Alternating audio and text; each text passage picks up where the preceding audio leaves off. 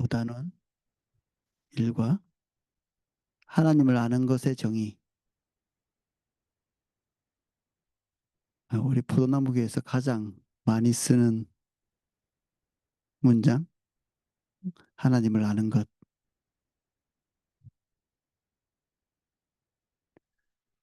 이게 사실은 굉장히 무서운 말인데, 안다 또는 모른다라는 것 자체가 곰곰이 생각할수록 우리 소크라테스 잘 아시죠? 너 자신을 알라. 이게 뭔가를 모르고 있는데 다 아는 척 한다는 뜻이잖아요. 이게 도대체 사람들이 뭔가를 아는 것처럼 소피스트들이 뭔가를 알고 있는 자신의 지식을 막 이렇게 사람들에게 피력하는 법을 제자들에게 막 가르치고 하니까 뭔가를 이렇게 잘 모르면서 본질적인 것은 잘 모르면서 이렇게 뭔가를 아는 척하는, 그래서 사람들을 꼬치꼬치 이렇게 따지고 물어가지고 그들이 알고 있는 것에 대한 질문을 거듭거듭 하면서 결국 그들의 입을 막는, 그래서 본질적으로 그들이 알고 있는 것이 별로 없었다는 사실을 증명시키면서, 이게 어떤 사람은 이 소크라테스를 되게 싫어하거든요.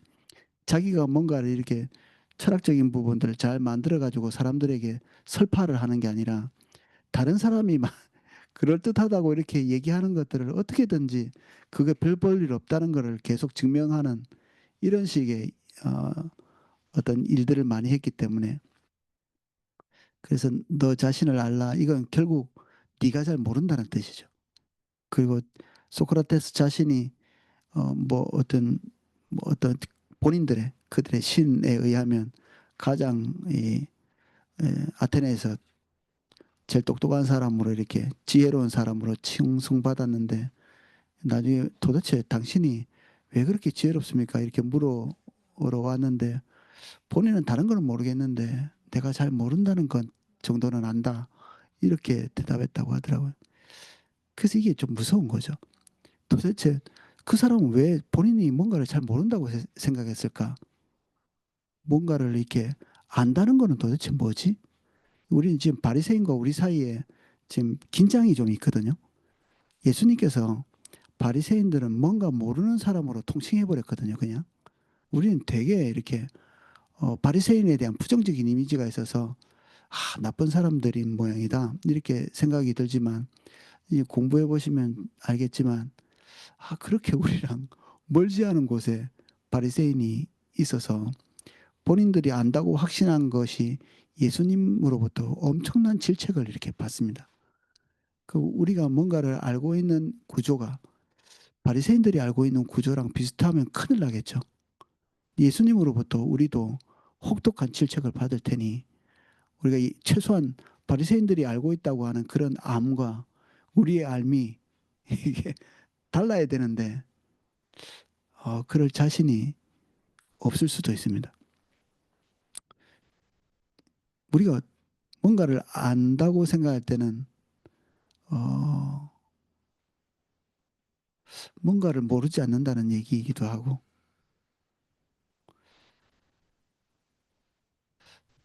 뭐 공부를 이렇게 좀 열심히 하고 이렇게 뭔가 질문을 하면 아예 질문을 못 하는 경우도 있거든요.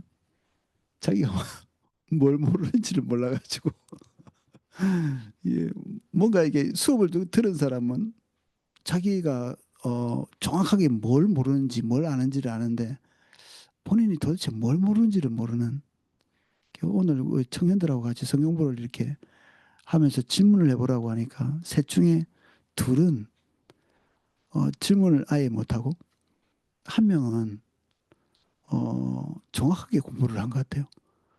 자기 자신이 이때까지 아버지로부터 모태신앙부터 이때까지 뭔가 이렇게 많이 배워왔는데 그래도 자기가 좀 관록이 있는, 이제 나이는 젊어도 이제 모태신앙이니까 그래도 자기 나이가 이제 한 20대 중반 이상은 되니까 25년은 뭐 배워왔다 알고 있다 생각이 되는데 이 포도나무 교회 가치에 대해서 간략하게 요약해 놓은 이런 것들을 같이 공부하면서 좀 충격을 받는 것 같았습니다.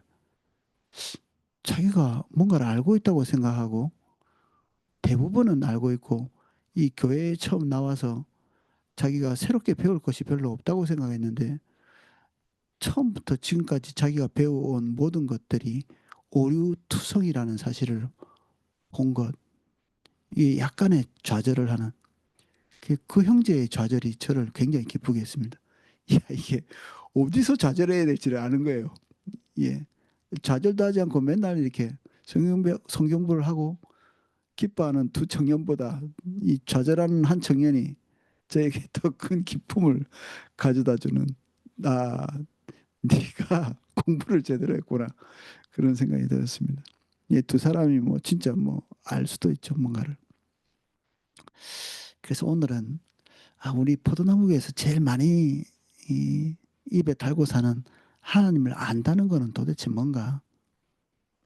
예, 그런 부분들을 좀 쭉 읽으면서 내용을 살펴보겠습니다.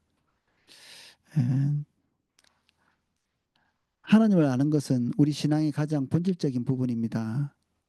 그래서 예수님께서는 하나님께 기도하시면서 영생은 곧 유일하신 참 하나님과 그가 보내신 자 예수 그리스도를 아는 것이니이다.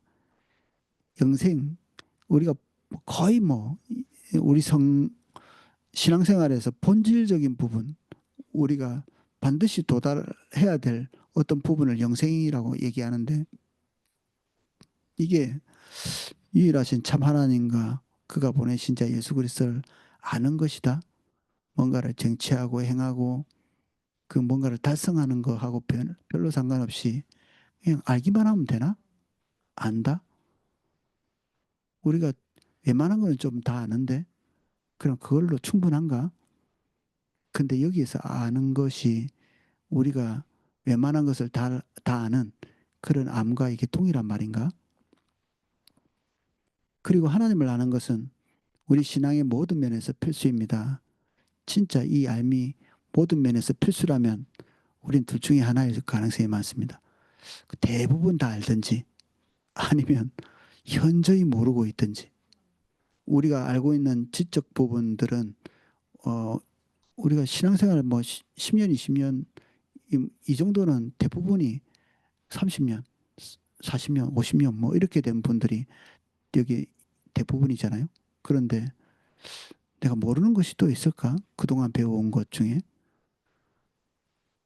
대학도 4년이면 끝나는데 우리는 40년을 공부해 왔잖아요. 그것은 우리의 구원을 위해서, 우리의 성화를 위해서, 우리 사역을 위해서, 우리의 믿음을 위해, 영적 전쟁의 승리를 위해, 치유를 위해 필수입니다. 우리가 신앙생활에서 중요하다고 생각하는 모든 것이 다 포함되어 있죠, 여기에. 구원, 성화, 사역, 믿음, 영적 전쟁의 승리, 치유. 이게 뭔가 이렇게 우리가 뭐 능력을 쌓는 것 이런 게 아니라 경건을 쌓는 게 아니라 하나님을 알기만 하면 되고 그 아는 것과 이 신앙생활의 기본이 되는 모든 것이 이렇게 연결이 돼 있다. 근데 여기서 문제는 성경이 말하는 하나님을 안다는 말이 무엇이냐라는 것입니다. 이게 이제 우리를 좀 심각하게 만드는 겁니다. 도대체 하나님을 안다는 게 뭔가? 그럼 안다? 그럼 어떤 경우에는 모를 수도 있다는 건데 모르면 어떻게 되나 그러면 하나님을 모른다. 우리는 모르는 자든지 아는 자든지 둘 중에 하나인데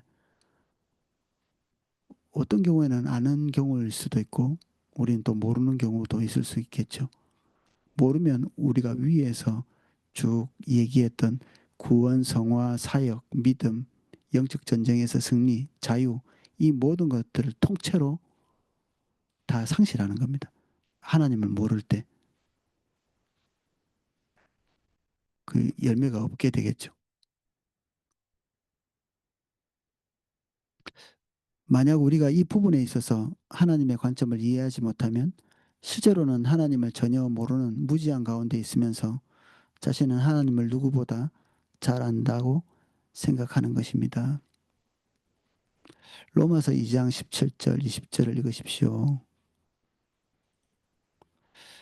이 유대인에 대한 예수님의 질책입니다. 하나님을 잘 안다고 이렇게 스스로 생각하는데 예수님께서 질책하신 내용은 정반대죠. 유대인이라 불리는 내가 율법을 의지하며 하나님을 자랑하며 율법의 교훈을 받아 하나님의 뜻을 알고 지극히 선한 것을 분간하며 맹인의 길을 인도하는 자요 어둠에 있는 자의 빛이요 율법에 있는 지식과 진리의 모범을 가진 자로서 어리석은 자의 교사요 어린아이의 선생이라 스스로 믿으니 이게 자기 자긍심이고 뭔가를 모를 수 없는 존재라는 것을 본인들은 그렇게 생각하는 거죠. 이게 지적 영역 그리고 그들이 신앙생활에 대한 어떤 신념 이런 것들을 지칭하는 거라면 사실 이 말이 맞을 수도 있죠. 그들이 뭔가를 모를 수가 없거든요.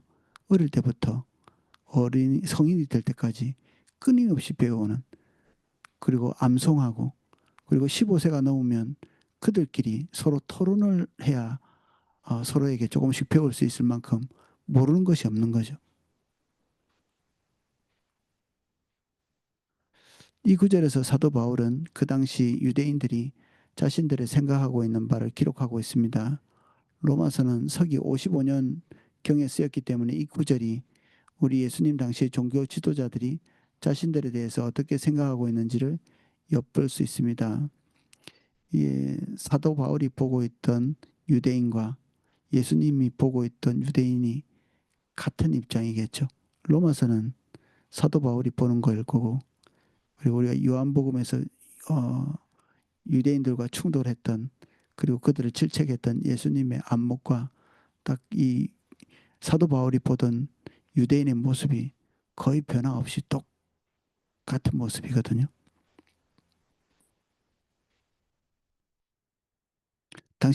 당시의 유대인들이 자신을 어떻게 생각했는지 생각하고 있었는지 당신의 말로 써보십시오.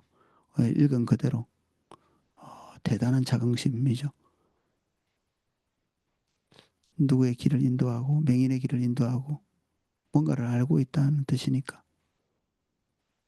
진리를 가지고 있는 자, 어리석은 자, 이게 본인들은 어리석지 않다고 생각하는 거니까 하나님을 아는 특별한 존재로 스스로를 인식하는 거죠. 하나님을 아는 특별한 존재. 예수님은 그들에게 이 부분에 대해서 뭐라고 말씀하셨습니까? 요한복음. 예수님은 그들에게 충격적인 이야기를 합니다. 하나님의 음성을 듣지 못하고 형상을 보지 못했다. 듣지 못하고 보지 못하면 사실 아무것도 모르는 거죠. 하나님의 실존적 말씀에 대해서 들은 적이 없는. 그래서 예수님은 지금 두 개를 구분하고 있습니다. 그들이 잔뜩 소유하고 있는 성경에 대한 지적 영역 또는 종교적 자긍심, 신념 이런 것과 예수님께서 하나님하고 교제하고 있는 그런 종류의 예수님이 하나님을 알고 있는 것 같은 그런 종류의 암과 대비를 이렇게 놓고 있죠. 같은 것으로 퉁치지 않고 다른 것으로 이렇게 분리하고 있죠. 예수님께서. 호세아 4장 6절에서 하나님은 당시 이스라엘 백성들이 하나님을 아는 지식이 없어서 망한다고 하셨습니다. 예수님 당시 종교 지도자들은 그 구절이 자기들에 대해서 말하고 있다는 사실을 알았을까요? 만약 몰랐다면 당신은 무엇이 문제였다고 생각합니까?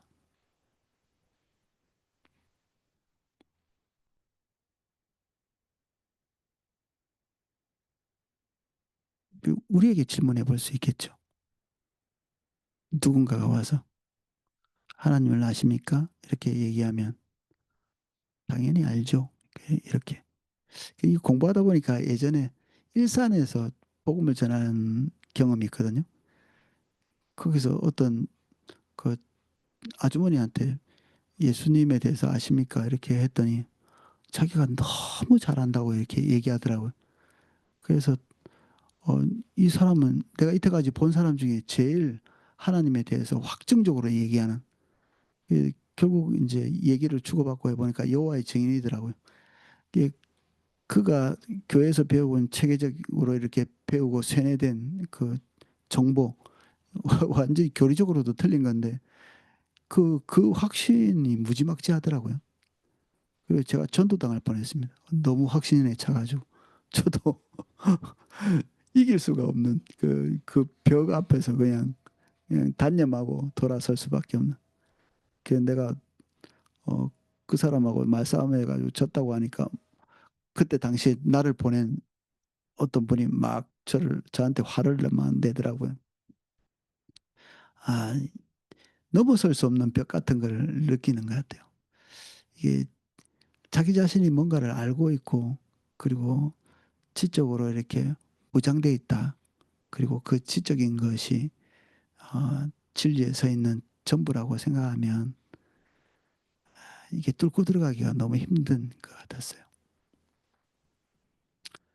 예수 유대인들은 자신이 하나님을 잘 알고 있다고 이렇게 생각했던 것 같고 그 문제는 뭐냐 하면 하나님을 안다는 것에 대한 그들의 관념이 하나님과 좀 달랐던 것입니다. 이 지적인 부분 그리고 그들이 학습에 의해서 배웠던 것 이런 것과 아, 예수님께서 말씀하고 계시는 것과의 격차 이 왜 이런 게 생길까? 우리가 지적인 것을 하찮은 걸로 여길 수 있을까? 지적인 것. 저는 그 조직 신학을 좀 1년 넘게 같이 공부하면서 제가 많이 충격 같은 것들을 받았거든요. 내가 하나님에 대해서 오해하고 있던 부분이 상당히 있다는 게 밝혀졌고, 그리고 그것을 공부하면서 내가 만났던 하나님이 어떤 분이시라는 것을 지식을 통해서 배웠거든요. 그러면서 하나님이 너무 좋아지고, 그리고 하나님에 대한 그 오해가 벗겨지면서 하나님과의 만남의 지평이 더 넓어진 것 같고, 그리고 하나님께서 우리를 향하신 그 긍휼과 자비의 사이즈를 더 정확하게 이해하게 된, 그 나만 그런 게 아니라 같이 수업에 들어오시는 분들도 하나님을 아는 지평이 넓어졌다는 얘기를 하시는 분들이 있었거든요. 그러니까 우리가 하나님과 하나님에 대해서 알고 있는 이런 지식들이 이게 악이 아닌 거죠. 그리고 알지 못했을 때의 나와 알았을 때의 나의 차이가 분명히 있거든요. 그리고 이런 지식을 알아가는 게 결국 하나님과의 교제, 그 본질적인 부분을 아는데 굉장히 직접적인 영향을 끼칩니다, 이게. 그리고 내가 만난 하나님은 도대체 어떻게 해서 이런 모습일까라는 것을 이 교리적인 지식을 통해서 정리를 할 수가 있습니다. 하나님은 어떻게 나에게 어, 성부 하나님으로 다가오기도 하고 예수님으로 오기도 하고 그리고 성령님으로 경험되어지기도 하는데 이분들은 도대체 정체가 뭘까? 이런 것들. 그런 관계들이 우리가 지식적인 부분으로 정리가 되지 않으면 되게 많이 오해할 수 있고 다른 사람에게도 어, 왜곡된 부분들을 전달할 수 있는 우리 주님과의 개인적인 경험들이 있죠. 주님과의 개인적인 경험들이 다른 사람에게 전달이 되는 경우가 있는데 이 전달이 되면서 아주 개인적으로만 적용돼야 될 부분이 보편적으로 적용되는 경우도 가끔 있거든요. 나 개인이 경험한 것이 아주 특수한 것인데 마치 보편적인 것처럼 예를 들면 이번에 그 김소구 선교사님께서 어, 나 그래서 너희들은 틀렸어라고 하는 게 아니라 그것 자체를 하나님과의 인격적인 교제로 대체를 해버렸기 때문에 핵심적인 문제는 그것입니다. 많이 아는 게 문제가 아니라 많이 아는 것 자체를 예수님께서 말씀하신 이 본질적인 암과 이게 대체를 해버린 겁니다. 이렇게.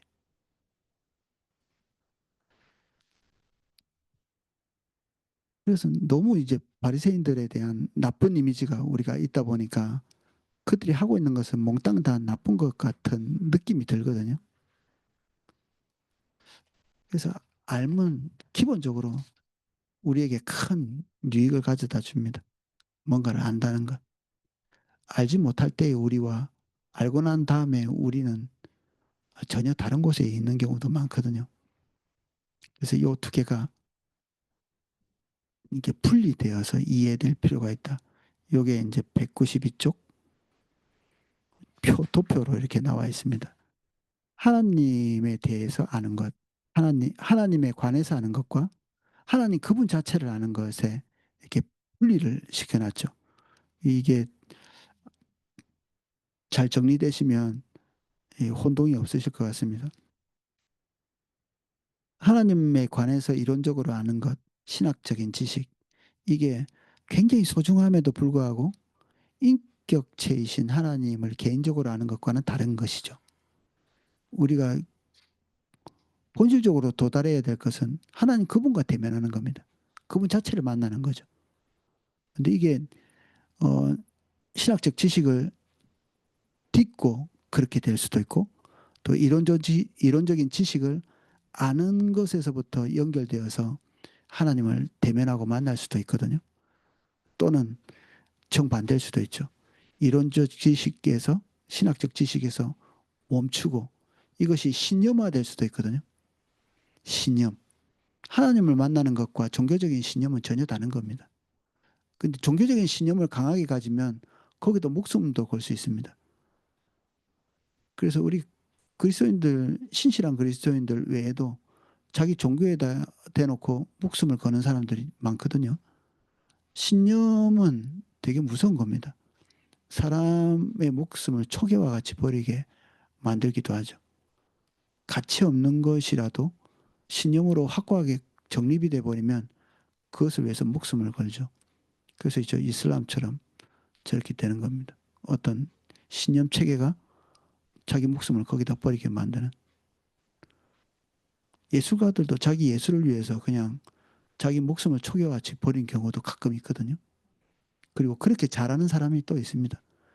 이 자기가 소중하다고 생각하는 가치에다가 자기의 목숨을 갈아 넣는, 자기 삶을 갈아 넣는 이런 일들도 많기 때문에 헌신의 사이즈가 진리냐 아니냐를 구분할 수가 없죠. 그런 걸로 구분하는 게 아닙니다. 얼마나 열심히 대단한가, 뭐 종교적인 어떤 성과가 얼만큼 있는가 이런 걸 가지고 진리냐 아니냐를 구분할 수는 없는 거죠. 사도 바울이 그 얘기를 했을 때 좀 충격이 됐어야 됐는데 너희가 너희 몸을 불사르게 내어줄지라도 사랑이 없으면 아무것도 아니다 이렇게 얘기했거든요. 소아시아 지역에는 자기 몸을 불사르게 내어주는 경우가 종종 있었던 거죠. 그러니까 우리 동양에도 이 소신공양이라고 자기 몸에다 기름칠을 막 한 달씩 이렇게 해가지고 그 불을 지르는 그런 지금도 아마 소신 저기 소승불교 그 동남아에서 이렇게 불교를 믿는 사람들 그런 사람들 중에 아주 이렇게 소수의 사람들은 종종 자기 몸에 불을 지르기도 하고 이러거든요. 그런 거를 이제 사람들이 보면 와뭐 진리인가 봐. 뭐 이렇게 혼동하기도 하는데 어림도 없는 소리입니다. 인간은 다 그렇게 할 수 있습니다. 우리는 뭔가에 우리 몸을 바치거든요. 우리의 생명을 바치고. 그 하나님에 관해서 아는 것은 자서전적 지식, 누구누구에 대한 정보를 잔뜩 이렇게 써놓은 것. 그 인공지능에다가 최우용 목사가 누구냐 이렇게 넣어봤거든요. 그러니까 인공지능이 이렇게 대답하더라고요. 1970년 3월 16일에 태어났고 포도나무 교회 부목사로 사역하고 있다. 요거 나오더라고. 야, 두 개 딱 정확하게 얘기했네. 두 개 딱. 근데 그게 나는 아니거든요. 틀린 말은 아니지만 이거 자체가 나를 말해주는 건 아니죠. 예를 들어서 이게 뭐한 20가지 이렇게 나열했다. 이렇게. 그런다고 해서 그거 자체가 나는 아니죠. 그 나를 제일 잘 안 한 거는 제 성도님들도 이제 우리 교구의 성도님들은 저를 훨씬 더 잘 아시겠죠. 저랑 뭐 굉장히 오랫동안 같이 보고 식사도 하고 그리고 제가 실수하는 것도 보고 때로는 하나님이 함께 하시는 것도 보고 이런 것들을 체득하면서 나의 존재에 대해서 어느 정도 감지하는 거죠. 근데 나와 제일 오래 있었던 아내가 저에 대해서 더 많이 알겠죠. 이 희비, 그리고 또 같이 먹고 자고 이렇게 30년 이상 같이 살면서 나에 대해서 경험한 거죠. 이, 그래서 진짜 나를 알고 있는 존재는 우리 와이프, 그리고 나의 존재를 조금 알고 있는 것은 우리 교구 성도님들. 오늘 성경 공부를 통해서 저를 보고 계시는 분은 굉장히 부분적으로 조금만 알고 있는 거라고 볼 수 있죠. 우리가 서로를 조금밖에 모릅니다. 하나님에 관해서 아는 것, 교육과 공부를 통해서 습득할 수 있는 것. 그래서 이런 공부를 할 때마다 좀 한계를 느낄 때가 있습니다. 얼만큼 전달할 수 있을까? 얼만큼. 근데 때로는 이제 제가 기대한 건 그겁니다. 이런 그 정보를 공유하고 교육이 이게 일종의 교육이잖아요. 공부를 하는 가운데 성령께서 각자의 중심 안에 들어가셔서 이 부분을 확 열어서 보일 수도 있거든요. 이걸 우리가 계시라고 합니다. 계시. 하나님이 열어서 보여주시는 것. 나중에 알겠지만 하나님을 아는 것은 그렇게 알게 되는 거거든요. 성령님이 어느 시점에서 확 열어서 보여주시는 것. 우리가 유효적 복음이라는 얘기도 전에 한번 설명드렸는데 복음에 대해서 뭐 한 번, 두 번, 세 번, 한 10번씩 듣는다 할지라도 어느 날 복음을 들은 것이 갑자기 깨달아지는 경우가 있거든요. 복음을 전했는데 평소에는 뭐 귀뚱으로 듣다가 어느 날 갑자기 죄인됨에 대한 인식이 확 들어온다든지 예수 그리스도의 십자가의 그 보혈의 은혜가 확 이게 자기에게 덮쳐온다든지 2000년 전에 일어났던 이 구속의 사건이 자기를 위한 것인 것이 확 보일 때가 있습니다. 그러면 이제 성령님께서 그 마음문을 여셔서 뭔가를 이게 계시해 주신 거죠. 이게 동시에 될 수 있거든요. 이런 것들을 기대하는 거죠. 근데 하나님께서 이게는 감사한 소식인데 하나님께서 그런 것을 알리기를 좋아하시는 겁니다. 우리가 이런 지식적인 부분을 통해서 넘어갈 수 없는 그 벽을 그럼 인간은 넘어갈 수 없는데 그럼 우리가 여기서 좌절할 건가? 그 좌절 안 해도 되는 거죠. 하나님께서 자기를 알리시기를 기뻐하시니까. 그리고 우리에게 자신이 어떤 존재임을 이렇게 알게 되는 것을 좋아하시니까. 칸트는 불가지론 이런 얘기를 했습니다. 불가지론. 야, 우리가 신에 대해서 왈가왈부할 수 있는 존재냐? 우리가? 인간이 그런 존재는 못 되죠. 야, 우리 신은 우리보다 초월해 계시고 우리는 인간이라서 아래에 있고 우리의 생각도 신의 존재에 접근할 수 없고 그런데 우리가 뭘 안다고 신에 대해서 뭐 왈가왈부하냐? 그거는 아예 논하지를 말자. 이게 이제 불가지론이죠. 근데 화면에서 박수 쳐줄만 하죠. 아, 얘가, 이 사람이 되게 겸손하구나. 자기가 뭔가를 모른다는 걸 알고 있구나. 그런데 또 한면에서 놓친 게 뭐냐면 하나님께서 자신을 알리시기를 기뻐하시는 겁니다. 이거를 계시라고 하는데 계시가 모든 믿는 백성에게 임하는 겁니다. 하나님은 자신을 알리기를 기뻐하시는 겁니다. 우리가 하나님을 알 수는 없으나 하나님께서 자신을 우리에게 알려주시기를 기뻐하셔서 성령의 감화 감동으로 말미암아 우리가 하나님을 알게 되는 거죠. 하나님을 아는 것은 그래서 가능한 겁니다. 전적인 하나님 측에서의 어떤 역사죠. 그래서 한 면에서는 우리가 접근할 수 있는 부분은 하나님에 관해서 아는 것이고 우리가 접근할 수 없는 부분은 하나님을 아는 것은 접근하기가 불가합니다. 그러면 공부를 왜 하냐 그러면 불가한데 이게 그게 아까 설명한 것처럼 하나님이 우리에게 오시기를 기뻐하고 자신을 알리시기를 기뻐하고 하나님께 나오는 모든 자에게 상 주시는 이시기 때문에 어, 이게 가능한 것입니다. 이게 우리가 성경을 통해서 하나님의 지혜와 그 은혜를 통찰할 수 있거든요.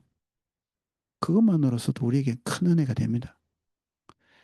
그래서 저는 이런 교육들을 하는 거를 좋아하고 청년들 이렇게 투 플러스 투 교육 같은 거 할 때 성경을 되게 많이 읽힙니다.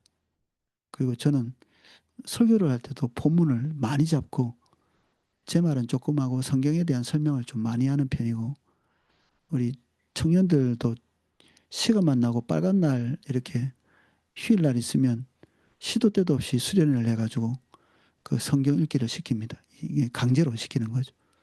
그런데 그 성경을 이렇게 읽고 나면 사람들이 너무 좋아합니다. 뭔가를 가르친 것도 아니고 설교를 한 것도 아닌데 본인이 거의 어떤 사람들은 어, 성경을 읽는 것마다 생애 처음으로 읽었던 사람들이 나오거든요. 내 생애 처음으로 이걸 읽었습니다. 신명기를 읽으면 신명기, 민수기는 민수기, 창세기는 창세기. 왜 그렇게 생애 처음으로 다들 읽으시는지 이 본문을 생애 처음으로 읽고 나니 제가 하나님에 대한 지평이 열어진 것 같습니다. 뭐 이런 식의 표현들을 많이 하거든요. 성경을 읽는 것만으로도 그들은 완전히 암흑에서 탈출한 것 같은 느낌을 가집니다. 실제로 아무것도 모르는 것과 하나님께서 이게 우리에게 알려주신 그 성경 안에서의 하나님을 인식하는 것만으로도 우리에게는 엄청난 도약이죠. 껑충. 본인들이 하나님과의 개인적인 관계가 없는 게 아닌데 이런 지식적인 도움을 받을 때 그들은 짧은 시간 내에 하나님을 더 깊이 그리고 어, 넓게 풍성하게 하나님을 알게 되죠.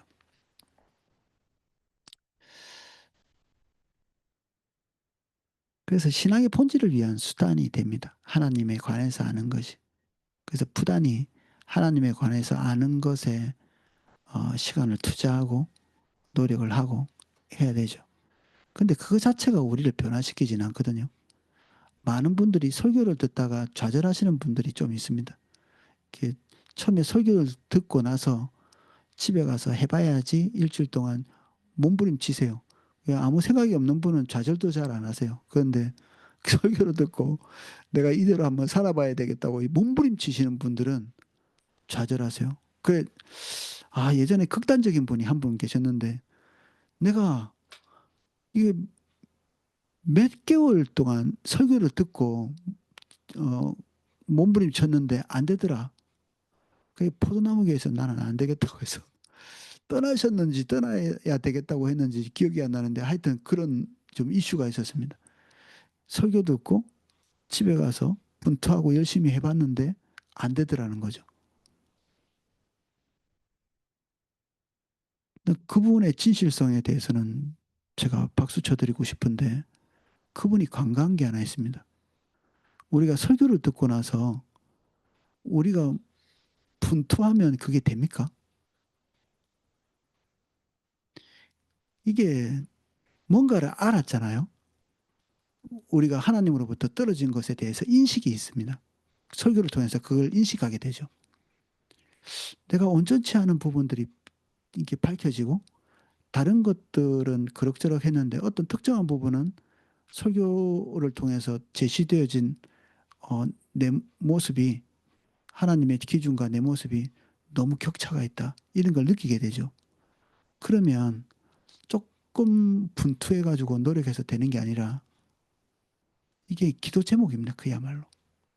하나님의 은혜를 구하는 거죠. 긍휼을 구하는. 그 은혜가 자기에게 임하도록 간구해야 되는 겁니다. 개인의 노력은 어디 갔는가? 주님 은혜 주실 때 노력이 성과가 있죠. 분투한다고 말씀대로 살 수 있는 것이 아닙니다. 분투해도 안 되게 돼 있습니다. 제가 성경을 되게 좋아하거든요. 성경 말씀대로 하는 걸 되게 좋아합니다. 예전에 제가 산후조리는 아들이 태어나면 33일, 그리고 그 딸이 태어나면 66일 해야 된다고 성경에 써 있어가지고 그대로 하려고 우리 와이프 산후조리를 제가 했는데 아들이 태어났으니까 33일 해야 되잖아요. 한 20일쯤 하니까 아무것도 못 하겠더라고요, 이게. 20일쯤 하고 나니까. 이제 밥도 하기 싫고 설거지도 싫고 뭐 아내도 아내가 싫어지려고 하더라고요. 왜 오랫동안 누워 있고 내가 산후조리 한다고 이렇게 막 살림 사는 거 엄청 힘들더만요, 이거. 우리 자매님들 위대하십니다. 정말 우리 밥 해주시는 그 일이 우리 형제님들 진짜 감지덕지하게 감사하게 밥을 받아 드셔야 될 것 같아요. 제가 33일을 목표로 했는데 한 20일쯤 하고 나니까 꼼짝도 못 할 것 같더라고요. 제가 이렇게. 그래서 성경적인 가르침대로 하려고 했는데 우리 조상님의 가르침대로 21일만 하고 종료를 해버렸습니다. 그냥 이게 제가 그 산후조리 한다고 그 전에 헬스클럽도 가고 그랬거든요. 내가 체력을 길러가지고 완벽하게 해버려야 되겠다 이렇게 생각해서 이 웃기는 일이기도 하지만 제가 성경을 되게 좋아합니다. 이게 성경 그대로 하는 거죠. 그래서 제가 총각 때 하나님이 이게 채식을 주셨다 이렇게 제가 아는 지식에 의해서는 거의 노아 홍수 이후의 것을 아직 잘 모를 때 이게 하나님이 씨 맺는 채소와 과일을 주셨다 이게 그걸 믿고 몇 년 동안이나 몇 년 동안이나 저 고기를 안 먹었습니다. 몇 년 동안에 비건이었죠. 비건. 이게 어 이게 너무 좋아하는 겁니다. 성경대로 이렇게 해보는 거를. 근데 결국 다 이제 기특하게 어느 정도 뭐 뭔가를 끌고 가긴 했지만 하나님 앞에서 항상 빈 구멍이 뚫려가지고 어디론가는 다 새버리는 거예요. 이게 우리가 알고 있는 것이 완전함을 만들어주지 못하는 그 하나님에 관해서 아는 것 이게 지적인 부분을 우리가 너무 소중하게 생각하고 이게 즐거워하고 아마 제가 볼 때 바리새인들도 저처럼 성경을 읽을 때마다 보이는 하나님의 지혜, 지식 이것에 제가 볼 때는 너무 매료된 사람들이 있는 것 같아요. 매료. 그 매료된 사람들이 다른 사람에게 또 가르치고 근데 그렇게 분투하고 몸부림치는 것이 하나님 인격체 대신 하나님을 만나는 건 아니었던 겁니다. 예수님이 기대하시는 것은 하나님의 영광을 직접 대면하고 그분과 같이 호흡하고 먹고 마시고 그래서 이스라엘 백성들이 하나님으로부터 출애굽한 다음에 구원받고 나서 시내산에서 딱 서 있을 때 그들에게 주어진 말씀이랄 게 별로 없었습니다. 우리는 성경 66권 읽기도 힘들잖아요. 그들에게 주어진 건 뭐죠? 기껏했자 10계명, 레위기, 신명기. 그 뭐 양 얼마 됩니까 그거? 아담과 하와는 얼마나 됐나요? 딱 한 줄. 선악과를 먹지 말라. 이거면 충분했던 겁니다. 왜? 하나님 대면하고 있잖아요 지금. 이게 본질적인 거기 때문에. 그거면 충분했거든요. 하나님과 멀면 멀수록 얘기할 게 많아요. 어떻게 떨어졌는지를 알려줘야 되니까. 우리는 뭐까지 모르냐면 하나님을 떠났다는 것까지도 모릅니다. 도대체 어떻게 떠났는지도 모르고 떠나면 어떤 일이 있는지도 잘 모릅니다. 우리가 범죄를 왜 하는지 아세요? 주님 떠나서 하나님의 생명이 흐르지 않고 있다는 반증이 범죄입니다. 십계명은 우리에게 너희들이 주님 떠났어라는 것을 증거하는 겁니다. 이 십계명들이. 이거 지켜야 구원받아 이런 것보다는 너희 상태가 어떤지 좀 보라는 겁니다. 떨어졌다. 너희들이 본질적인 만남, 교제 이런 것을 할 수 없어서 너희들이 이렇게 현저히 떠나 있다. 이런 것들을 하나님께서 고발하시는 거죠. 그래서 율법으로 말미암아 구원받는 것은 어림도 없습니다. 예, 어림도 없는 이야기입니다. 단지 율법을 통해서 우리가 보게 되는 것은 자기 자신이 하나님을 중대히 떠나 있다는 사실을 발견하는 것입니다. 여기까지밖에 못합니다. 그래서 삶의 변화를 주고 싶은데 삶의 변화가 오지를 않습니다. 이게 아, 주님을 대면하고 나면 근본적인 변화가 있죠. 노력하지 않는데 사실은 이게 우리 대한민국 사람들은 노력을 너무 좋아해가지고 도대체 노력이 뭔지도 모르겠어요. 사람들이 이렇게 몸부림치는 그 노력이라는 게 도대체 뭔지도 모르겠습니다. 뭘 어떻게 해야 하나님 앞에서 합당하게 하는 노력이라는 건가? 뭐 10에 9조 드리면 되는가?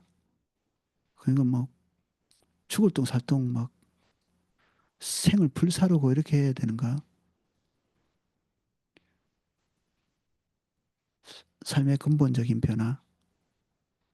주님이 생명을 부어주실 때 가능한 거죠. 되게 하십니다. 하나님께서. 우리가 주님 떠났기 때문에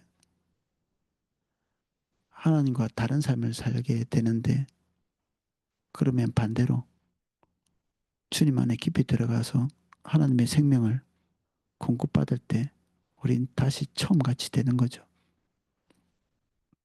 하나님에 관해서 아는 것, 하나님에 대해서 많은 것들을 어, 알게 됩니다. 하나님에 관해서 어떤 사람의 출생지, 학력, 결혼생활, 취향, 좋아하는 음식, 싫어하는 것 이런 정보들을 많이 안다고 그 사람을 아는 게 아니다. 뭐 그런 얘기를 설명해 놓고 있습니다. 아, 그거에 비해서 반대로 하나님을 아는 것은 하나님에 관해서 아는 것이 이 우리 192쪽 마지막 블록을 읽고 있습니다. 하나님 성경에서 말하는 하나님을 아는 것은 하나님에 관해서 아는 것과는 다릅니다. 하나님에 관해서 아는 것이 자서전을 통해서 그 저자에 관한 여러 가지 사실을 아는 것이라면 하나님을 아는 것은 개인적인 교제를 통해서 그 저자를 아는 것과 같습니다. 어떤 사람의 자서전을 읽고 그 저자에 관해 아무리 상세하게 안다 할지라도 그것이 곧 그 사람을 개인적으로 아는 것은 아닙니다. 그 사람을 아는 것은 그와 개인적인 교제를 통해 이루어집니다. 하나님을 아는 것도 마찬가지입니다. 우리들이 성경을 통해 하나님에 관해 아무리 많은 것을 안다 할지라도 그것이 곧 하나님을 아는 것은 아닙니다. 성경은 하나님에 관한 기록인 반면 하나님은 온 우주를 창조하신 유일하신 신이며 살아계신 인격체이십니다. 하나님을 아는 것은 그분과의 개인적인 교제를 통해서만 가능합니다. 제가 그 초교파 신학교를 나왔거든요. 대학교 다닐 때. 대학에 속해 있는 신학교를 나와서 거기는 교단이 없어서 이제 마지막 이제 졸업할 때가 되면 되게 여러 교단에서 그 일꾼을 찾으러 저희 교단으로 옵니다. 그 이제 그 교단으로 가면 교단이 이제 결정되는 거죠. 근데 성소침례교회라는 그 이단은 아닙니다. 그 성소침례교회라는 그 교단이 있는데 거기에서 목사님이 한번 와가지고 이런 얘기를 하더라고요. 어, 맞는 것 같기도 하고 틀린 것 같기도 하고 그렇게 생각이 들었습니다. 그때는 성경이 곧 하나님이다 이렇게 성경을 너무 중요시하다 보니까 성경이 곧 하나님이다 이렇게 얘기하는 그런데 틀린 말입니다. 성경은 하나님이 아닙니다.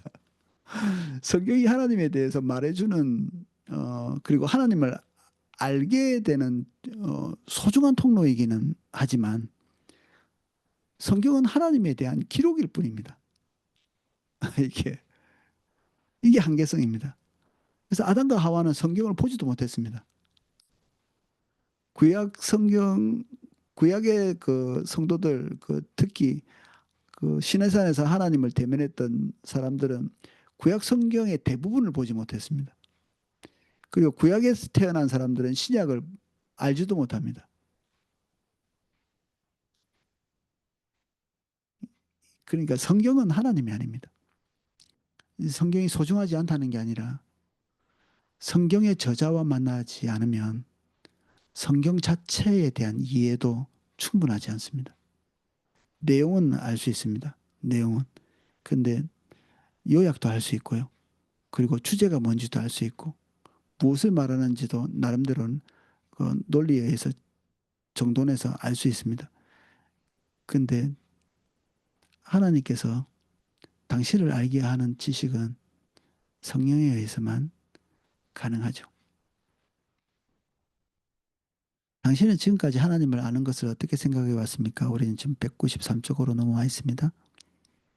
나는 성경을 열심히 읽고 공부하며 하나님에 관해 많은 것을 알면 그것이 곧 하나님을 아는 지식이라고 생각해 왔다. 아, 저도 좀 이렇게 성경 공부를 하거나 큐티를 하거나 이런 것들 되게 많이 강조하는 교단에 있어서 이게 성경을 읽고 공부하는 것이 하나님을 아는 거구나 이렇게 생각을 좀 오랫동안 했던 것 같습니다. 그 군대 갈 때도 큐티 책자부터 3년치 끊어가지고 그 군대 가기 전에 그 군대 들어가서 첫 번째 외박인가 나왔을 때 제가 있던 군대 주소를 알고 난 다음에 거기다 3년치 큐티 그 책자를 발송이 되도록 돈을 지불하고 신청을 해놨었습니다. 그래서 계속 저는 제가 보낸 큐티집을 계속 받고 성경부를 계속하고 또 CCC 성경부 교재를 또 들고 들어가서 3년 동안 그거를 다 마스터하고 또 성경도 몇 독하고 이렇게 어, 군대를 제대했거든요. 그 열심은 하나님을 알고 싶어서 그랬죠. 하나님을 알고 싶어서. 그리고 간헐적으로 하나님께서 어떤 기적적인 역사 같은 것들을 군대에서 많이 보여주셔가지고 이 길이야말로 하나님께서 지지하시는 길이구나 그런 생각도 했는데 우리가 구분할 필요가 있죠. 하나님께서 간헐적으로 어떤 만남을 허락해 주시긴 했지만 성경을 공부하거나 그것에 관해서 많이 아는 것 자체가 하나님을 아는 것은 아니죠. 사실 말씀이 사실은 너무 좋았습니다. 말씀보다 더 합리적인 걸 보지도 못하고 약간 은사적인 부분도 있습니다. 성경에 대해서 읽으면 많이 깨달아지고 그리고 납득이 되어지고 저는 예수님 믿기 전에도 성경책을 좀 부지런히 읽었었거든요. 너무 좋더라고요, 이게. 성경이. 그 학교 앞에서 이게 성경을 나눠주고, 어, 그 읽어보라고 이렇게 하는 그 성서 기도원인가? 우리 고등학교 때 그 성경책을 나눠줘서 제가 그걸 첫 번째 성경으로 받았는데, 그걸 형광펜 읽으면서 많이 읽으면서, 너무 예수님이 멋진 말을 많이 하셨군, 이렇게 생각을 했었거든요. 그러면 성경을 공부하는 것이 나에게 희열과 그리고 삶에 대한 또 하나님에 대한 궁금증을 해결하는 데 많은 도움을 줬지만 하나님을 만난 것은 훨씬 더 뒤의 일이었습니다. 훨씬 더 뒤에. 몇 년이나 뒤에. 나는 하나님을 아는 것을 하나님과 개인적인 친밀한 교제로 이해하고 그분을 알기 위해 힘써왔다. 결국 우리가 하나님을 만나서 성령의 감화로 하나님에 대한 어, 존재에 대한 인식을 하고 주님과 교제하고 이런 것들은 결국 다시 지식으로 정리할 수 있거든요. 여러분들이 하나님과의 교제한 것을 이렇게 저렇게 정리하면 그 정리한 게 잘 논리적으로 정리하면 그게 교리가 되는 겁니다. 이렇게 성경적으로 합당하다고 이렇게 생각되는 대로 추려서 정리하면 어, 교리로 건강하게 정리할 수 있겠죠. 그런데 어떤 사람이 여러분들이 정리한 그것을 보고 하나님을 만나는 것은 또 가능하지 않은 겁니다. 하나님을 만난 사람이 그의 만남에 대해서 기술했는데도 불구하고 그것을 보고 하나님을 만나지를 못하는 거죠.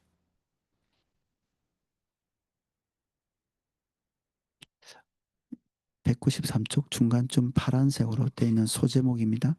하나님을 아는 것은 성령의 조명으로만 가능합니다.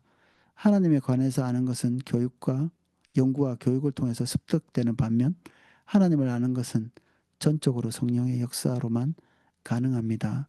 하나님께서 성령을 통해서 우리에게 자신을 이 계시라는 말을 열어서 보여준다 이런 뜻입니다.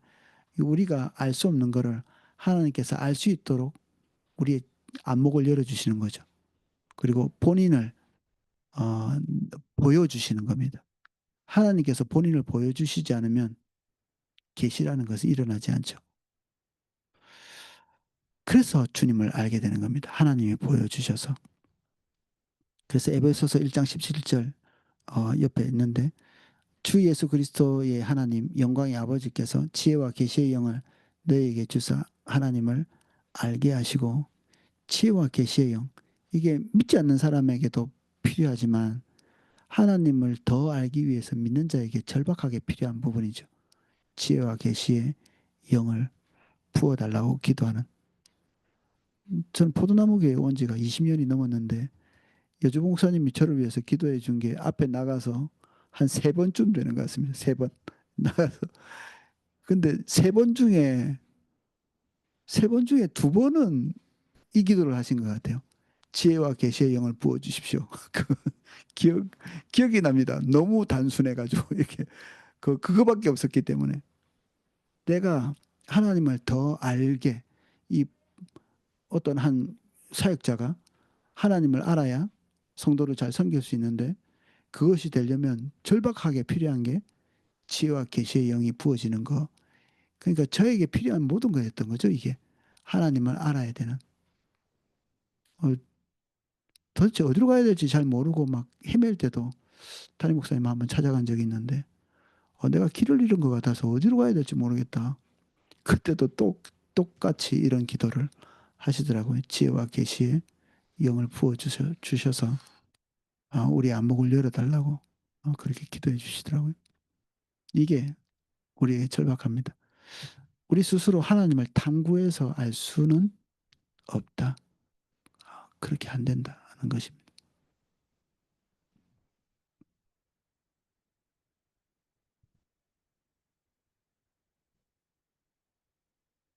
우리 많이 듣던 비유가 194쪽에 나옵니다. 우유병과 우유의 비유.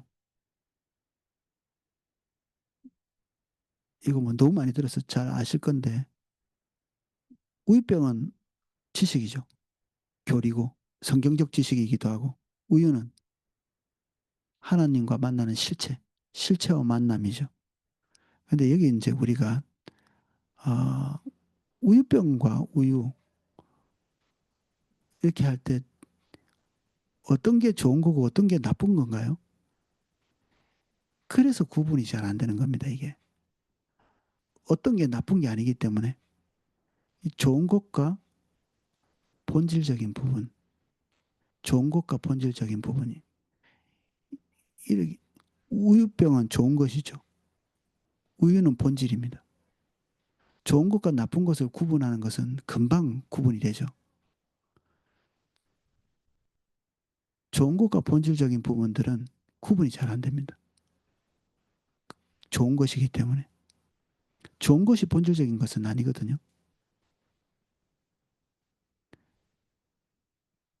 그래서 대부분 그 성도님들이 어, 좋고 나쁜 것은 금방 구분하시더라고요. 근데 좋은 일과 성령의 인도 이런 것을 잘 구분을 못 하세요. 함정에 많이 빠지죠. 그래서 착한 사람 되는 것이 성령의 사람이 되는 것처럼 동일하게 이렇게 이해하시는 분도 계셔서 항상 착하게만 살지 성령의 인도를 따라서 사는 데는 항상 미끄러지는 부분이 있습니다. 착한 사람은 이 사람 저 사람에게 좋게 보이면 되거든요. 그런데 성령의 사람은 사람의 평가를 뒤로 하고 하나님만 바라봐야 가능하죠. 좋은 것과 본질적인 부분이죠. 그래서 이게 이런 것들은 이게 구분이 잘 안 되는 겁니다. 그래서 성경적인 지식이 좋은 것이고 우유병임에도 불구하고 좋은 것임에도 불구하고 본질적인 부분 하나님을 실제적으로 만나는 것 주님 그분이 아니기 때문에 이런 것들이 이게 구분되어야 하는데 우리 속에는 이게 좋은 것으로서 그냥 다 뭉뚱그려서 이렇게 들어오는 거죠. 어, 여기에도 뭐 똑같이 강조하고 계십니다. 우리가 당연히 지식이 중요하다. 신학이 찌그러지거나 구멍이 나거나 또는 뭐 우유병이 찌그러져 있거나 왜곡되는 것, 이게 우리 지식이 왜곡되거나 찌그러진 거죠. 우리 삼일체 같은 것도 되게 잘못 이해할 수 있거든요. 하나님이 뭐 긍휼도 없고 자비도 없고 뭐 이렇게 이해할 수도 있고, 또는 성령님이 어떤 파워, 능력, 은사 이런 것으로 이해될 수도 있고요. 그러면 우리 삶이 어, 그럴듯한데 되게 왜곡되어지게 돼 있습니다. 그럴듯할 뿐. 그리고 뭐 교회에 대한 이해 이런 것들도 뭐 예수님을 믿는 뭐 그룹 정도 이렇게 이해하는 것도 있고, 더 지식적으로 이렇게 온전해지면 그 성경에 나와 있는 모든 비유대로 그리스도의 몸이고 성전이고 하나님이 거하실 곳이고, 그리고 세상을 향한 하나님의 전초기지로서의 이해, 이런 지평들이 넓어질수록 우리는 교회 안에서 자기 자신을 더 온전하게 발견하게 될 거거든요. 이렇게 지식은, 그리고 교리는, 그리고 성경적인 어떤 어, 정보들이 우리에게 대단히 유익한 것이다. 그럼에도 불구하고 성경적인 지식은 우리를 어, 고집쟁이처럼 만들 수도 있습니다. 고집쟁이. 우리가 알고 있는 어떤 지식적인 부분에 고착시켜서 거기서 꼼짝도 하지 않는, 또 반대의 고집쟁이도 있습니다. 반대. 하나님을 경험했는데, 하나님을 경험했는데 그 경험한 그 부분적인 것이 전부라고 이해하는 거죠. 이 지식이 없기 때문에 그렇습니다. 그 지적인 훈련을 제대로 받지 않으면 하나님을 간헐적으로 경험한 이 하나님과의 만남이 도대체 무엇을 의미하는지를 잘 몰라요.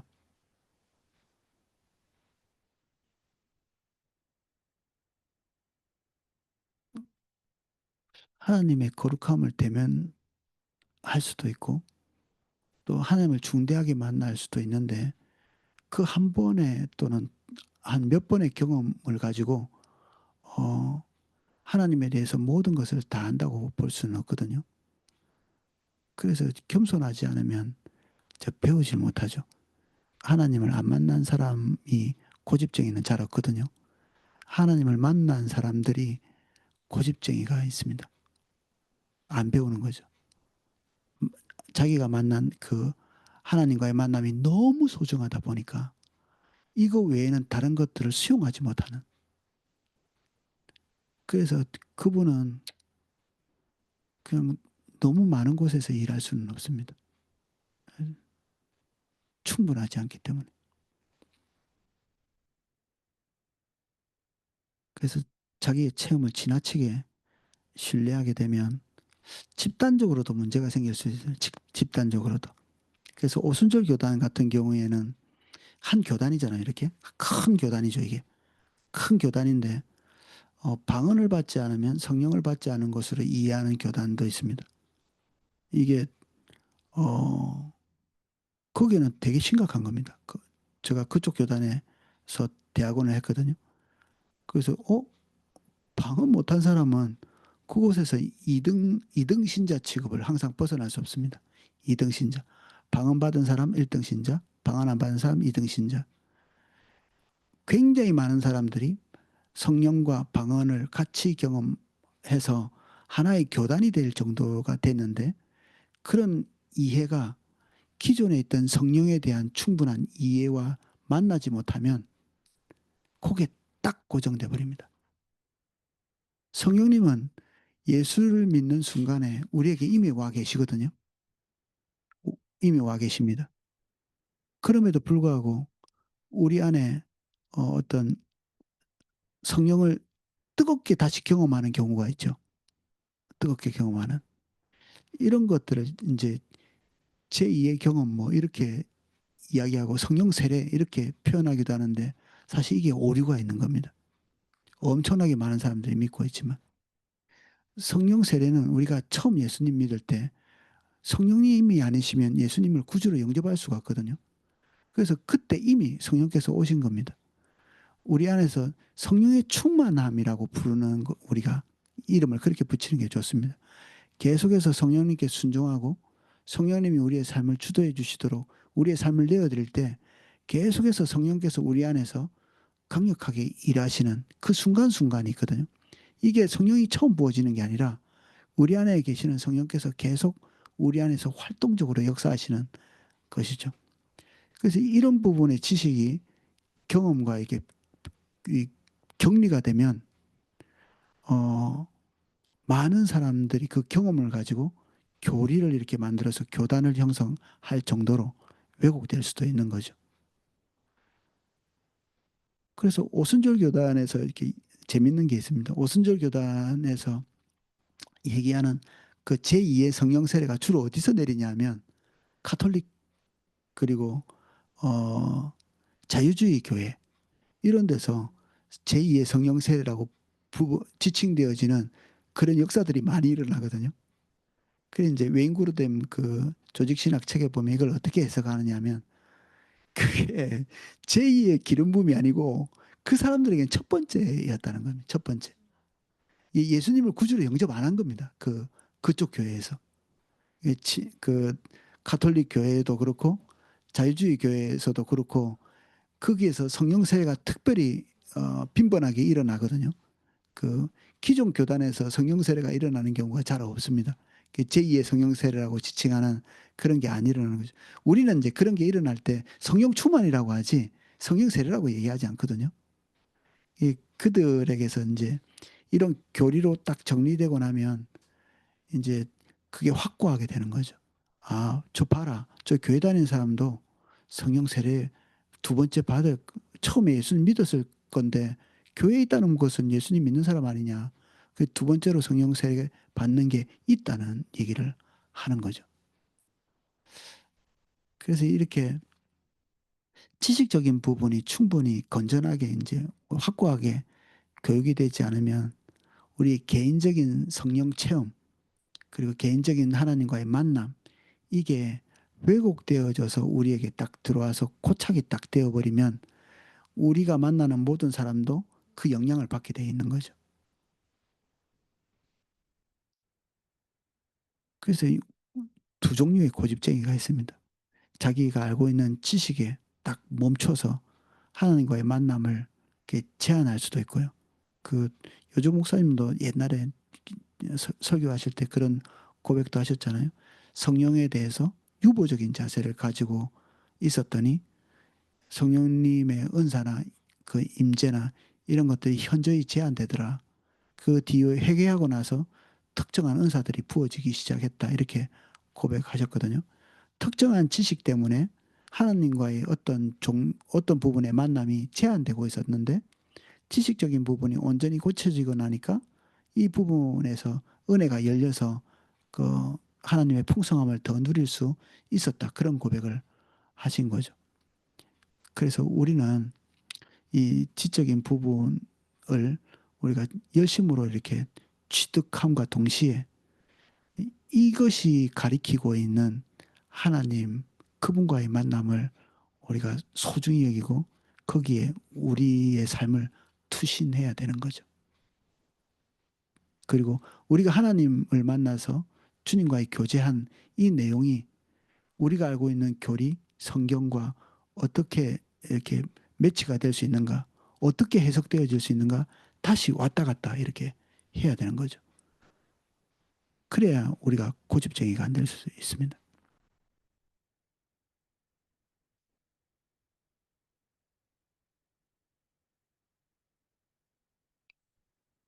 194쪽 맨 마지막 소제목입니다. 하나님에 대한 하나님에 관한 지식, 교리적 지식이죠. 우리에게 아무 변화도 가져다 주지 않습니다. 이거 자체가 우리를 변화시키지 못합니다. 그러나 또 반면에 우리가 지식의 어떤 잘못된 지식의 굴레 때문에 주님과 거리가 있었다면 이 온전한 지식을 통해서 우리가 스스로 하나님 앞에서 굴레를 벗고 나면 성령께 우리의 삶을 더 열어드릴 수 있는 여지도 있는 거죠.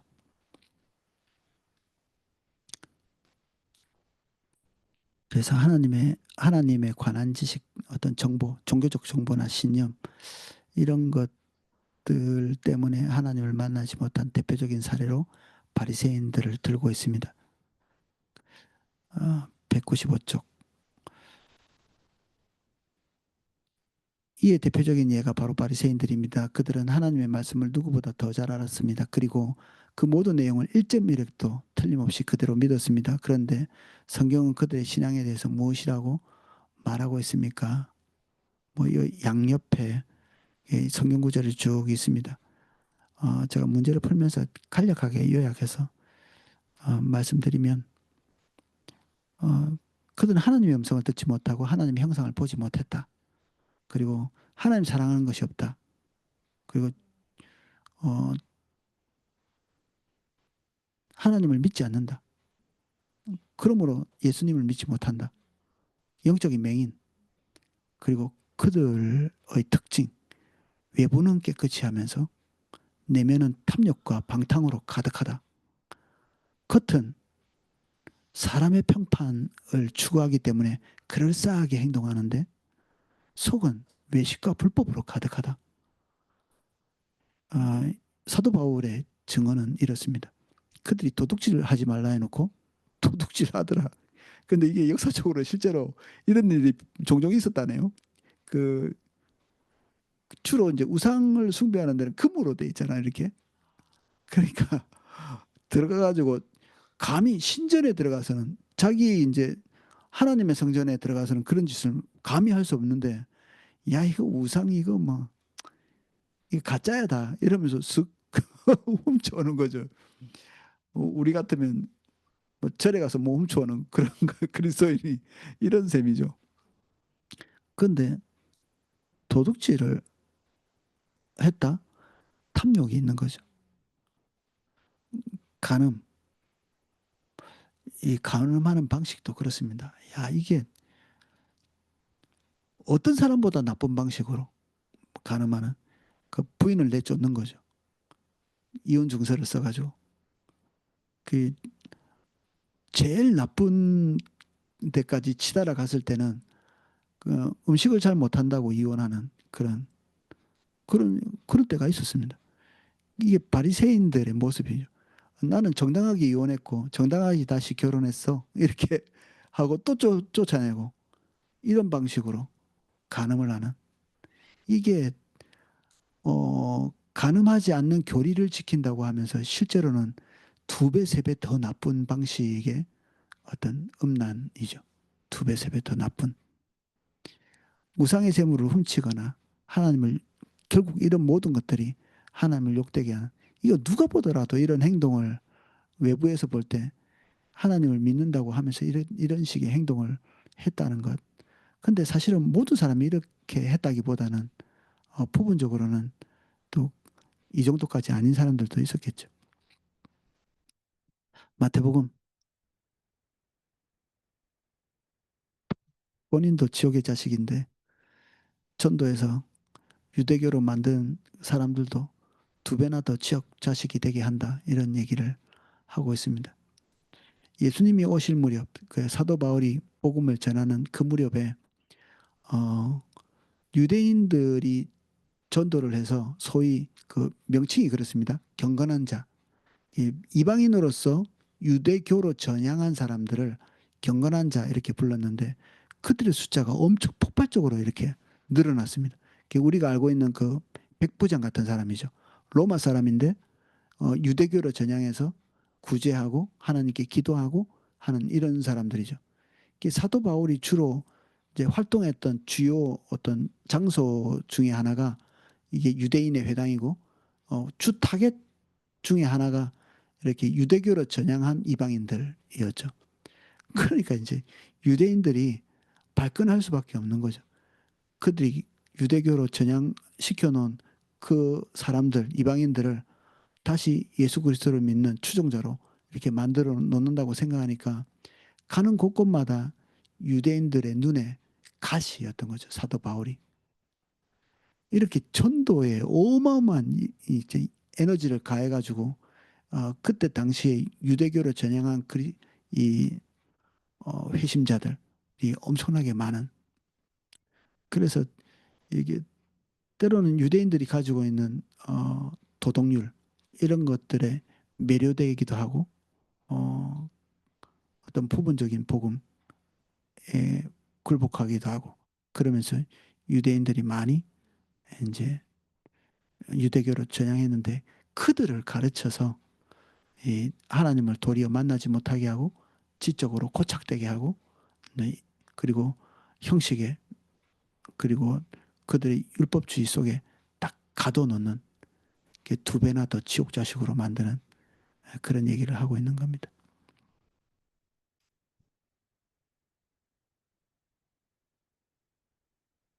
바리새인처럼 이게 극단적인 질책을 받은 사람들이 없죠. 어, 자기 자긍심 화면에서는 자긍심이 왜 왔는지 이해가 될 법하지요.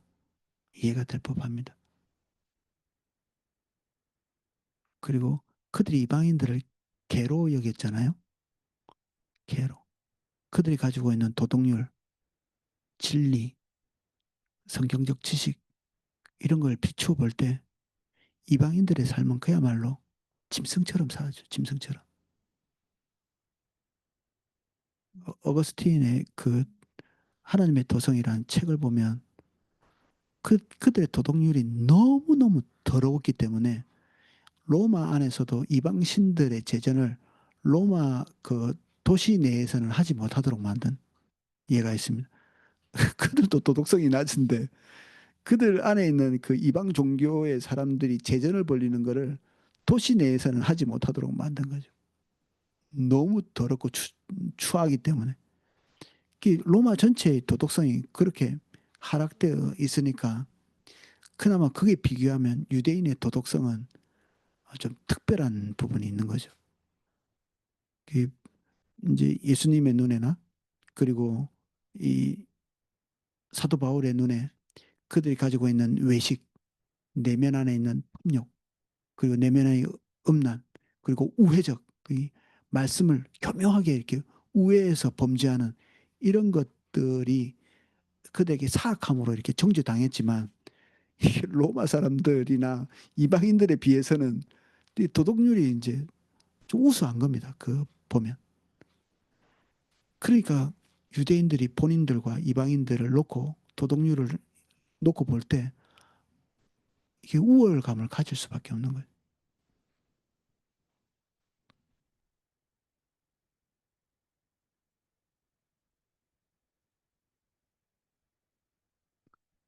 하나님을 아는 것은 우리에게 근본적인 변화를 가져다 줍니다. 196쪽 중간에 파란색 소제목입니다.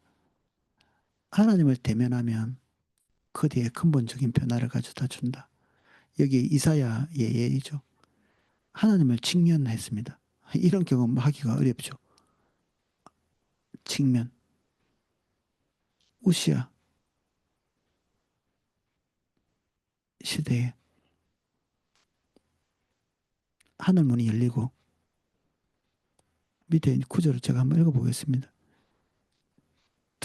밑에서 두 번째 블록입니다. 우시야 왕이 죽던 해 내가 본즉 주께서 높이 들린 보좌에 앉으셨는데 그의 옷자락은 성전에 가득하였고 스랍들이 모시고 섰는데 각기 6날개가 있어 그 둘로는 자기 얼굴을 가렸고 둘은 자기 발을 가렸고 둘로는 날며 서로 불러 이르되 거룩하다 거룩하다 거룩하다. 이게 똑같은 말을 왜 이렇게 나열하고 있을까요? 이게 탄성이죠.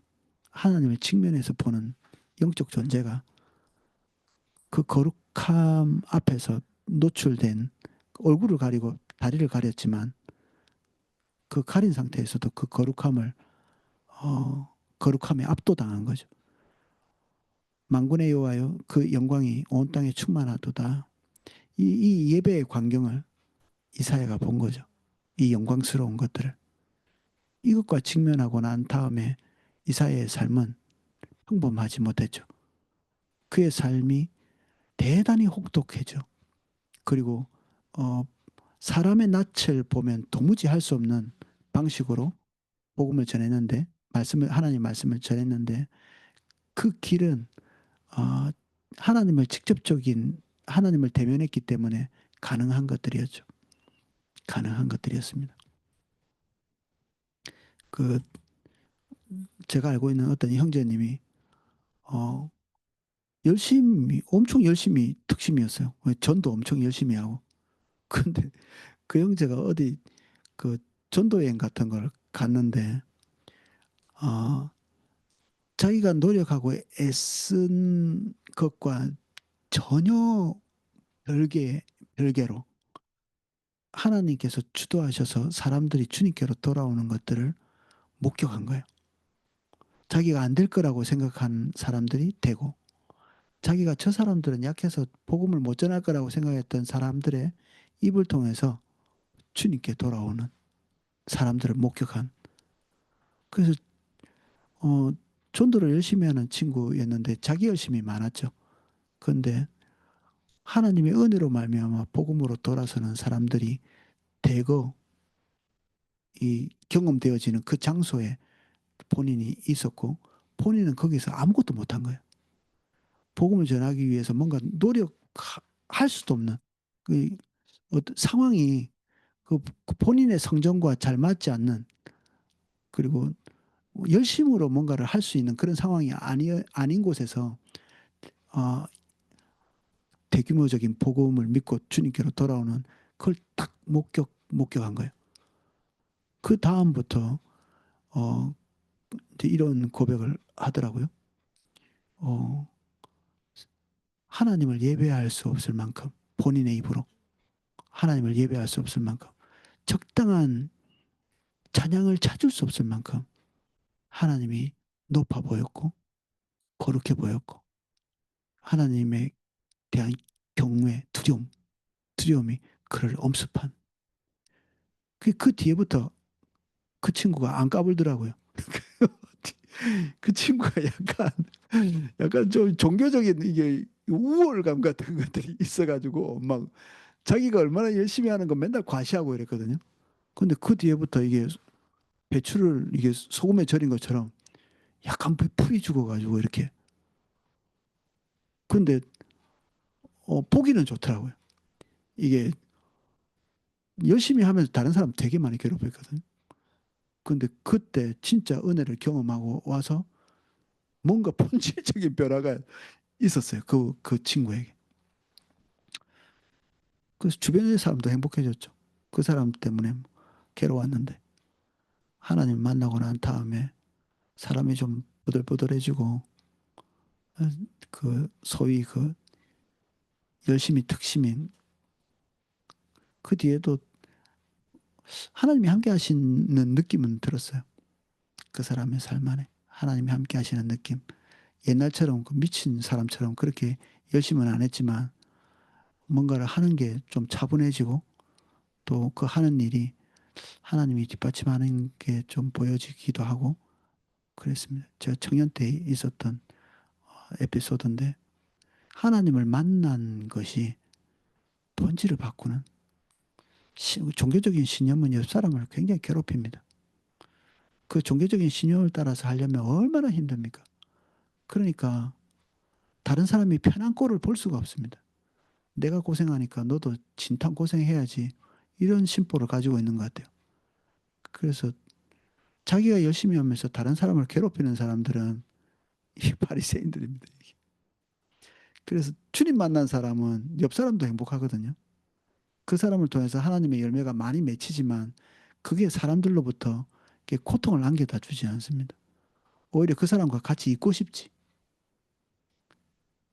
바리새인들은 다른 사람에게 정죄감을 안겨주고 정죄감 때문에 어떤 그 중심 안에 이렇게 사람들을 조종해서 자기 앞에 줄 세울 수는 있지만 사람들이 기뻐하지는 않죠. 아니란 걸 본인들이 알거든요, 다.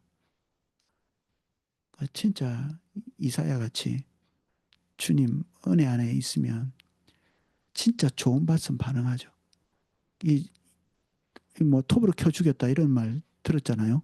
왜 그랬을까요? 하나님 은혜가 임해 있는데 예, 이게 이제 복음 바깥에 있는 사람이죠. 이게 이사야의 모습이 다른 사람을 심판한 겁니다. 사실은 이사야를 심판한다고 본인들은 생각했을지 모르겠지만 그때 이사야의 말을 듣지 않은 모든 사람들은 하나님의 마지막 경고를 어김으로써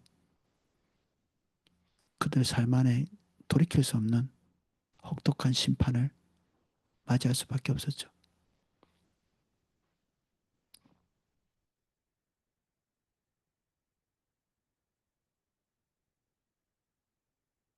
마지막 블럭 하나 읽고 정리하도록 하겠습니다. 음, 마지막 블록 바로 위에 것부터 조금 읽겠습니다. 나는 그것이 우리가 주님에 관해서 아는 지식을 마치 우리의 신앙의 근본인 것처럼 여기며 주님을 알기를 소홀히 여긴 결과라고 생각합니다. 우리 주변에 하나님께서 함께 하시고 계시지 않은 증거가 있는 많은 일들이 일어나잖아요. 그런 것들이 그렇다는 얘기입니다. 그 결과 그 결과 오늘 우리 주위에는 주님에 관한 지식이 어느 때보다도 더 범람하고 뭐 온갖 지식적인 부분 강의, 종교적인 강의, 그리고 설교들 넘쳐 흐르는데 또 바른 교리와 신학적인 지식을 위한 수많은 성경부들이 교회 안팎에서 행해지고 있음에도 불구하고 어느 때보다 주님을 아는 지식이 고갈되어 있습니다. 그리고 아울러 성도들의 삶 속에 변화가 거의 없습니다.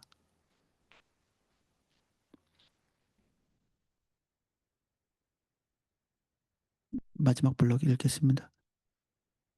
따라서 우리들이 하나님을 얼마나 아는가를 알 수 있는 하나의 중요한 시금석은 우리들의 삶이 얼마나 예수님의 형상으로 변화되고 있는가 하는 것입니다. 주님 대면하면 변할 수밖에 없습니다. 아까 그 친구 같이. 만약 우리들이 아무리 이론적으로 하나님에 관해서 많이 알고 또 그 사실을 믿는다 할지라도 우리들의 삶이 지금 주님의 형상으로 변화되고 있지 않으면 우리는 하나님을 전혀 모르고 있는 것입니다. 변화가 하나님을 만난 것을 증명하는 증명이 된다는 것입니다. 예, 오늘은 여기까지 하고 이과 요점 한번 쭉 읽고 우리 속으로 받도록 하겠습니다. 158쪽입니다. 하나님에 관해서 아는 것과 하나님을 아는 것은 다릅니다. 하나님에 관해서 아는 것은 배움을 통해 습득됩니다. 하나님에 관해서 아는 것은 하나님을 알기 위한 수단입니다. 하나님에 관해서 아는 것은 자서전을 통해 저자에 관해서 아는 것과 같고 하나님을 아는 것은 사귐을 통해 그 저자를 아는 것과 같습니다. 하나님을 알기 위해서는 성령의 조명이 필수적입니다. 하나님에 관한 지식은 삶에 아무런 변화를 가져다 주지 않습니다. 하나님을 아는 지식은 삶의 근본적인 변화를 가져다 줍니다. 네. 제가 소그룹으로 나누어 방을 만들도록 하겠습니다. 음,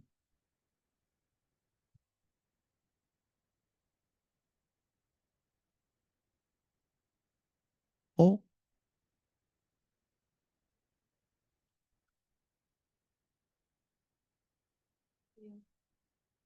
28명이었는데 갑자기 20명이 됐네.